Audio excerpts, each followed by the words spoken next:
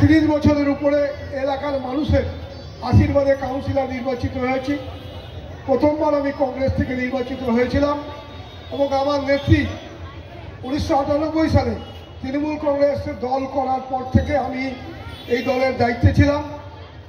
আমি এই এলাকার মানুষকে নিয়ে আমরা 25শে ডিসেম্বর এবং বড়দিন এবং নতুন বছরের আগমন 31শে ডিসেম্বরে সভা করতাম, এখানে অনুষ্ঠান করে আসছি। আমাদের উড মার্চেন্টের সহযোগিতায় এখানে আমরা অনুষ্ঠান করি। পরবর্তীতে 2017 সালে মমতা বন্দ্যোপাধ্যায় আমাকে কিছুদিনের জন্য ইংলিশবাজার পৌরসভার চেয়ারম্যানের দায়িত্ব দিয়েছিলেন। সেই দায়িত্ব নিয়ে তৎকালীন কাউন্সিলর সহকর্মীদের সাথে একটা ইংলিশবাজার শহরে কার্নিভাল করার উদ্যোগ নিয়েছিলাম। আমরা 2017 সালে পরবর্তীতে নিহার রঞ্জন ঘোষ এমএলএ এবং ইংলিশবাজারের চেয়ারম্যান এবং আমি সহকর্মী ভাইস চেয়ারম্যান হিসাবে আমরা 2017 সালে আমরা মালদা জেলায় একটা কার্নিভালের শুভ সূচনা করি। 17-18 আমরা করি। কোনো কারণে 19, 20, 21 এই কার্নিভাল পৌরসভার কার্নিভাল বন্ধ হয়ে যায়। তখন আমরা কয়েকজন কাউন্সিলর মিলে এবং আমি এই এলাকায় একমাত্র তৃণমূল কংগ্রেসের কাউন্সিলর হিসাবে আমরা আমাদের সহযোগী ব্যবসায়ী বন্ধুদের সাহায্য নিয়ে আমরা 19, 20, 21 থেকে আজও পর্যন্ত আমরা এখানে এই কার্নিভাল করি। আমাদের এই কার্নিভালে সরকারি কোনো অনুদান আমাদের এর মধ্যে নেই, আমাদের ব্যক্তিগত উদ্যোগে আমরা এই কার্নিভাল করি। তার পরবর্তীতে 22 সালে আবার নির্বাচিত হয়, কৃষ্ণনারায়ণ চৌধুরী চেয়ারম্যান হয়, আমাদেরকে বলে কার্নিভাল করতে হবে ইংলিশবাজার শহরে।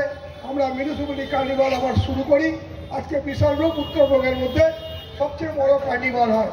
এখন মালদায় অনেক কার্নিভাল হয়, ওখানে ওলমালদায় হচ্ছে, চাঁচলে হচ্ছে, গাজরে হচ্ছে, বুলবুলচন্ডিতে হচ্ছে, কিন্তু কার্নিভাল মালদাতে আমরাই প্রথমে ইংলিশবাজার পৌরসভার মাধ্যমে শুরু করেছিলাম।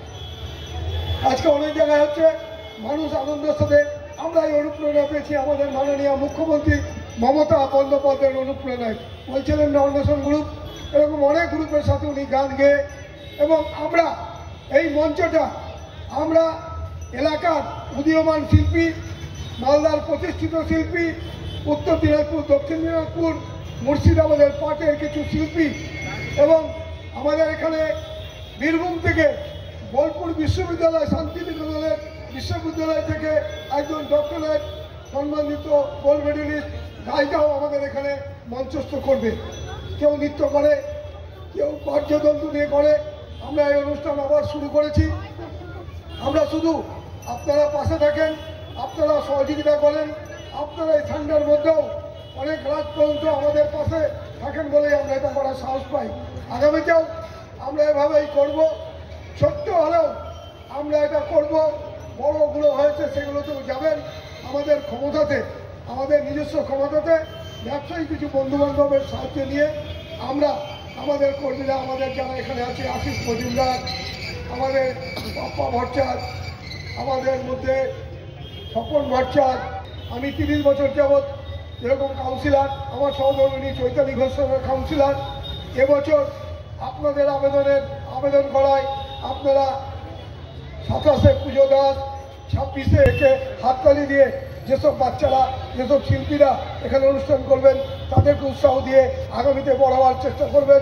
কারণ এই মঞ্চে এমন একজন গায়িকা, এখানে রাফা ইয়াসমিন দেখেছেন আমরা যখন অল্প। নমস্কার, মেরি ক্রিসমাস।